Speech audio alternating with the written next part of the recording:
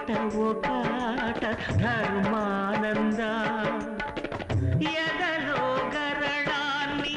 మధుర సుధగా మార్చి నవ్వించుటొక ఆట మోహ